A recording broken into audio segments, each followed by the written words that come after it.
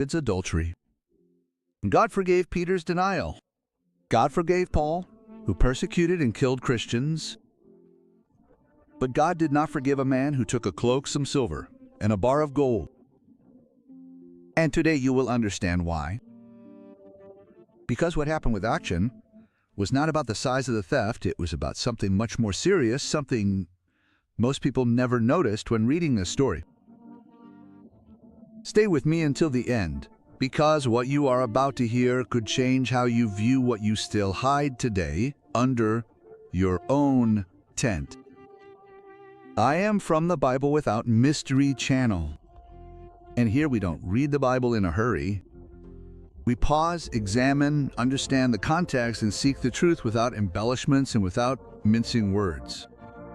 And the story I'm going to tell now is in the book of Joshua, chapter 7.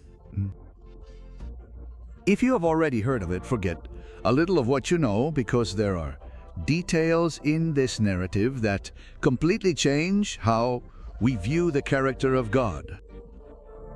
And it even has an ending that almost no one tells.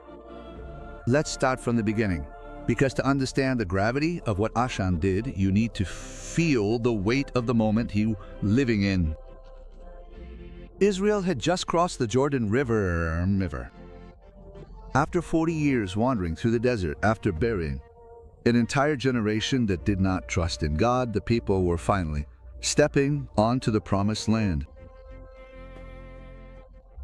And the first city they needed to face was Jericho, a fortress surrounded by thick walls, a city that, to human eyes, seemed impossible to conquer. But God did not ask for a war plan, He asked for obedience. Was to march around the city once a day for 6 days, and on the 7th day, march 7 times, then blow the trumpets and shout, "Away!" No military strategy could explain that. And yet, when the people obeyed exactly as God had commanded, the walls of Jericho collapsed before them without a single sword needing to be used against the city's structure. It was a miracle witnessed by the entire nation. Men, women, and children all saw with their own eyes the power of God tearing down what seemed indestructible.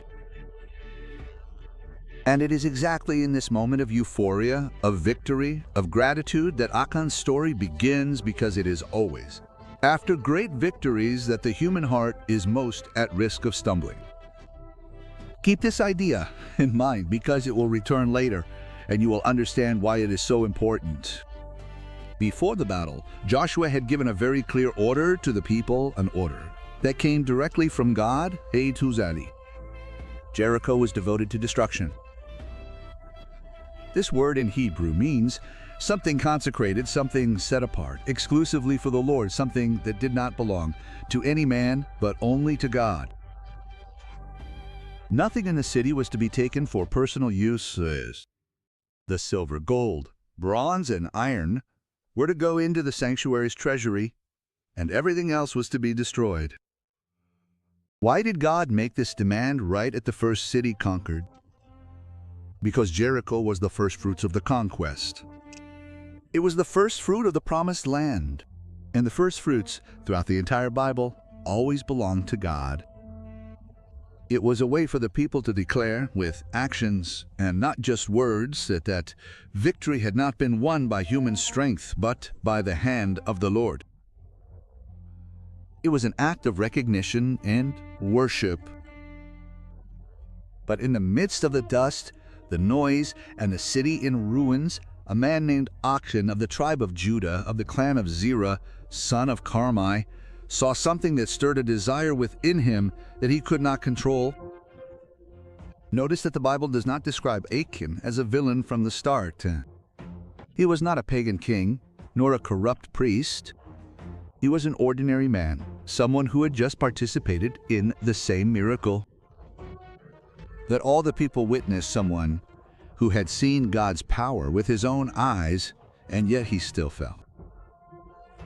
This already teaches us something important right at the beginning of this story. Witnessing a miracle does not prevent anyone from sinning afterward. Seeing the hand of God at work does not, in itself, guarantee that the heart will remain faithful the next day. And if this happened to a man who saw the walls of Jericho falling, imagine the care we need to take even after our own victories. And there is a contrast within that same city of Jericho that deserves to be mentioned here because it further illuminates what was at stake. Inside that same city lived a woman named Rahab who had hidden the Israelite spies before the conquest. And because of the faith she showed at that moment, she was spared along with all her family when the city was destroyed. Rahab was not an Israelite. She was not part of the covenant people, and yet she was preserved because she placed her trust in the God of Israel and acted according to that faith. Yet Achan, who was born among the covenant people who grew up, hearing God's promises, who crossed the desert and saw the Jordan River open before him, was condemned because he placed his trust in a cloak, in silver, and in gold. The same city, therefore, holds two completely opposite destinies, a foreigner saved by faith and an Israelite condemned by greed.